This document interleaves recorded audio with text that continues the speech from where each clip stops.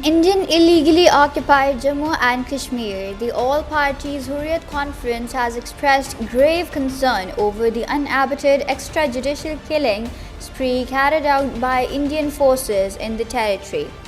The APHC spokesman, in a statement issued in Srinagar while paying rich tributes to the fake encounter victims of Harwan, Srinagar and Pulwama, and strongly condemned the ruthless killings and said that Indian fascist regime is trying to suppress the ongoing resistance movement.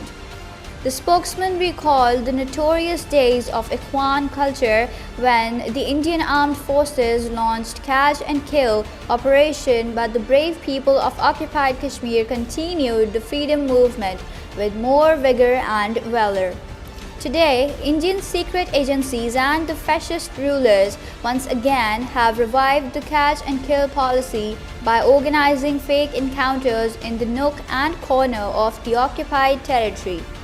Terming the policy as a worst violation of international law and fundamental human rights guaranteed by the Human Rights Declaration of 1948, the APHC spokesman said that even the prisoners of war avail better rights than the political activists belonging to the freedom movement of Indian illegally occupied Jammu and Kashmir and the civilian people.